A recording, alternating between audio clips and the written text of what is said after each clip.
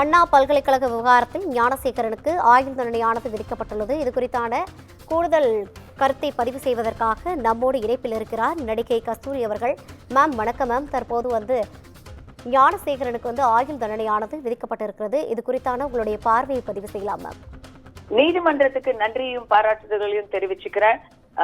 30 வருட தண்டனை, சிறை தண்டனை, அதிலும் தளர்வுகள் இல்லாத, எந்த நேரத்திலும் நன்னடத்தைக்காகவோ இல்ல பர்சனல் தனிப்பட்ட குடும்ப காரணங்களுக்காகவோ எந்த காரணத்துக்காகவோ அவர் பரோல்ல வர முடியாது, தற்காலிகமாக வெளியே வர முடியாது, மொத்தமாக தண்டனையை குறைக்க முடியாது, 30 வருடம் அனுபவித்து தீர வேண்டும் என்று நீதிமன்றம் கொடுத்திருக்கக்கூடிய இந்த தீர்ப்பு சரியான தீர்ப்பு. ஏன்னா இது ஒரு பாலியல் வன்புணர்வு வழக்கு. இந்த வன்புணர்வு வழக்கை பொறுத்த வரைக்கும் சட்ட ரீதியாக நான் சொல்றேன், பிஎன்எஸ் சட்டத்தில் எப்படி சொல்லியிருக்கிறாங்க அப்படிங்கறத வச்சு பார்க்கும் பொழுது இது கொடூரமான வன்புணர்வு என்பது இல்லை. இது ஒரு வன்புணர்வு, மிரட்டி வன்புணர்வு செய்வதற்கும் கொடூரமாக அங்கங்களை துண்டித்து அப்படிலாம் ரொம்ப வயலண்டா ஒரு கிரைம் பண்றதுக்கும் சட்டம் வித்தியாசம் பார்க்கும். மரண தண்டனைங்கிறது நிர்பயா போன்ற ரொம்ப நம்மளால சொல்லவே முடியாத விஷயங்களை செய்யக்கூடிய குற்றங்களுக்கு கொடுப்பாங்க. மற்ற எல்லா பாலியல் குற்றங்களுக்குமே ஆயுள் தண்டனை தான் அதிகபட்சனையா கொடுப்பாங்க. இது ஆயுள் தண்டனைக்கும் மேல 30 வருடங்கள்ங்கிறது 14க்கும் மேல இது ஒரு ஏககால தண்டனையா கொடுத்திருக்கிறாங்க. It's a very good judgement. இந்த குற்றத்தை பொறுத்த வரைக்கும் நேரிடை குற்றவாளி ஞானசேகரன் தான். ஞானசேகரன் தான் இந்த கற்பழிப்புல ஈடுபட்டிருக்கிறவரு. அவரை தான் பாதிக்கப்பட்ட மாணவி நேரடியாக அடையாளம் காமிச்சிருக்கிறாங்க. பின்னணியில யார் யார் இருக்கிறாங்கிற கேள்வி இருக்குது. ஆனா அதுல யார் யார் இருக்கிறாங்கிறது இன்னும் கேள்விக்குறியா இருக்கிறதுனால அவங்க மேல காவல்துறை வழக்கை நீதிமன்றத்துக்கு சமர்ப்பிக்கவில்லை. இதை நாம புரிஞ்சுக்கணும்.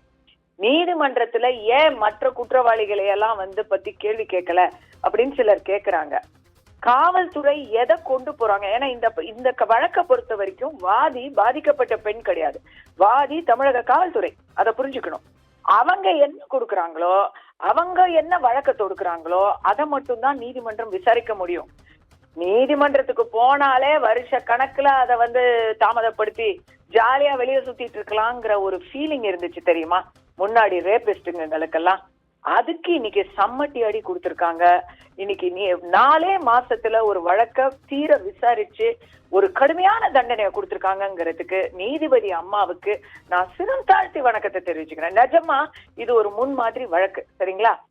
இதுல நமக்கு ஒரு ஏமாற்றம்னு சொன்னா, ஞானசேகரனை பிடிக்கிறதுல இருந்த அந்த ஒரு முனைப்பை, ஞானசேகரனை இயக்கியது யார் என்பதில் முனைப்பை காட்டவில்லை காவல்துறை. அவங்க ஏற்கனவே ஒரு அஜெண்டாவோட வேலை செய்யறாங்களா அப்படின்னு மக்கள் பேசிக்கிறாங்க. யார் அந்த சார் என்ற கேள்விக்கு இன்னும் கேள்வியாகவே இருக்கிறது, பதில் கிடைக்கவில்லை. இது உண்மை. அத நாம போக போக அதற்கான நீதி கிடைக்குமா, உண்மையான நீதி பெண்களுக்கு தமிழ்நாட்டுல கிடைக்குமா அப்படிங்கறத பார்க்கத்தான் வேண்டியிருக்கு. ஆனா அதுக்கு முதல் கட்ட காரியமா நான் நீதிமன்றம் கேள்வி எழுப்புனாங்களான்னு தெரியல, அவங்க எழுப்பி இருந்தா சரியா இருந்திருக்கும்.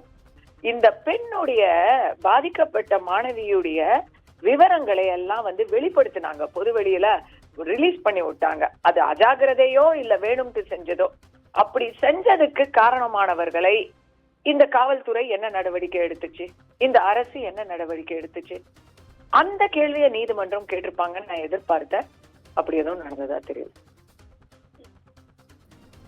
இணைப்பில் கருத்தை பதிவு செய்தமைக்காக மிக்க நன்றி மேம்.